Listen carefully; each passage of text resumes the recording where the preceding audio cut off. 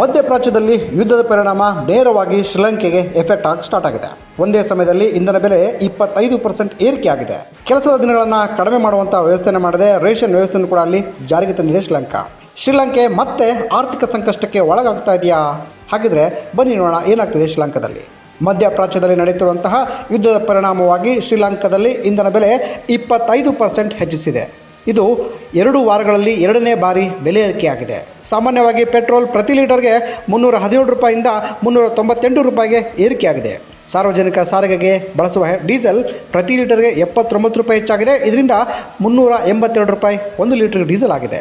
ಕಳೆದ ವಾರ ಸರ್ಕಾರ 8% ಇಂಧನ ಬೆಲೆಯನ್ನು ಏರಿಕೆ ಮಾಡಿ ಘೋಷಣೆ ಮಾಡಿತ್ತು. ಇದರ ಬಳಕೆಯನ್ನು ಕಡಿಮೆ ಮಾಡುವ ಉದ್ದೇಶದಿಂದ ಒಂದು ರೇಷನ್ ವ್ಯವಸ್ಥೆಯನ್ನು ಕೂಡ ಅಲ್ಲಿ ಪರಿಚಯಿಸಿದೆ. ಈ ಹೊಸ ಬೆಲೆ ಮೂಲಕ ಇಂಧನ ಬಳಕೆಯನ್ನು 15ರಿಂದ 20% ಕಡಿಮೆ ಮಾಡುವ ಉದ್ದೇಶವನ್ನು ಅಲ್ಲಿನ ಸಿಲೋನ್ ಪೆಟ್ರೋಲಿಯಂ ಕಾರ್ಪೊರೇಷನ್ ಅಧಿಕಾರಿ ತಿಳಿಸ್ತಾರೆ. ಶ್ರೀಲಂಕಾದ ಅಧ್ಯಕ್ಷ ಮಧ್ಯಪ್ರಾಚ್ಯದಲ್ಲಿ ದೀರ್ಘಕಾಲ ಯುದ್ಧ ನಡೆಯುವ ಸಾಧ್ಯತೆ ಇರೋದ್ರಿಂದ ಅದಕ್ಕಾಗಿ ನಾವು ಮುನ್ನೆಚ್ಚರಿಕೆಯ ಕ್ರಮವನ್ನು ತಗೋತಾ ಇದ್ದೇವೆ, ಇದು ಬಹಳ ಅಗತ್ಯ ಅನ್ನೋದನ್ನು ಎಚ್ಚರಿಕೆಯಿಂದ ಹೇಳ್ತಾ ಇದ್ದಾರೆ.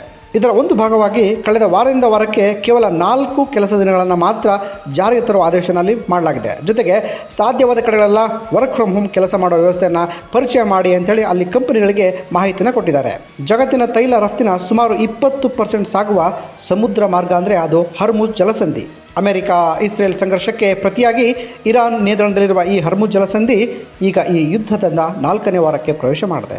ಶ್ರೀಲಂಕಾ ತನ್ನ ವಿದ್ಯುತ್ ಉತ್ಪಾದನೆಗೆ ಅಗತ್ಯವಾದ ತೈಲ ಮತ್ತು ಕಲ್ಲಿದ್ದಲನ್ನು ಸಂಪೂರ್ಣವಾಗಿ ಆಮದು ಮಾಡಿಕೊಳ್ತಾ ಇತ್ತು. ಸಿಂಗಾಪುರ, ಮಲೇಷ್ಯಾ ಮತ್ತು ದಕ್ಷಿಣ ಕೊರಿಯಾಗಳಿಂದ ಶುದ್ಧೀಕರಿಸಿದ ಇಂಧನವನ್ನು ಖರೀದಿಸಲಾಗ್ತಾ ಇತ್ತು. ಇದಲ್ಲದೆ ಮಧ್ಯಪ್ರಾಚ್ಯದಿಂದ ಕಚ್ಚಾ ತೈಲವನ್ನು ಆಮದು ಮಾಡಿಕೊಳ್ತಾ ಇತ್ತು. ಇರಾನ್ ಸಹಾಯದಿಂದ ನಿರ್ಮಿಸಲಾದ ಶುದ್ಧೀಕರಣ ಘಟಕದಲ್ಲಿ ಕೂಡ ಇದನ್ನು ಬಳಸಲಾಗ್ತಾ ಇತ್ತು. ಒಟ್ಟಿನಲ್ಲಿ ಜಾಗತಿಕ ಯುದ್ಧದ ಪರಿಣಾಮ ಸಣ್ಣ ಸಣ್ಣ ದೇಶಗಳ ಆರ್ಥಿಕತೆಯನ್ನು ಬಾಧಿಸೋದಕ್ಕೆ ಸ್ಟಾರ್ಟ್ ಆಗಿದೆ. ಈ ಶ್ರೀಲಂಕಾ ತೆಗೆದುಕೊಂಡಿರುವ ತುರ್ತು ಕ್ರಮಗಳ ಪರಿಸ್ಥಿತಿ ಎಷ್ಟು ಗಂಭೀರವಾಗಿದೆ ಎಂಬುದನ್ನು ತೋರಿಸ್ತಾ ಇದೆ. ಯುದ್ಧ ದೀರ್ಘವಾದರೆ ಅದರ ಪರಿಣಾಮ ಇನ್ನಷ್ಟು ಹೆಚ್ಚಾಗುವ ಸಾಧ್ಯತೆ ಇದೆ. ಮುಂದೊಂದಿನ ಅಪಾಯ ಕೂಡ ಇದೆ.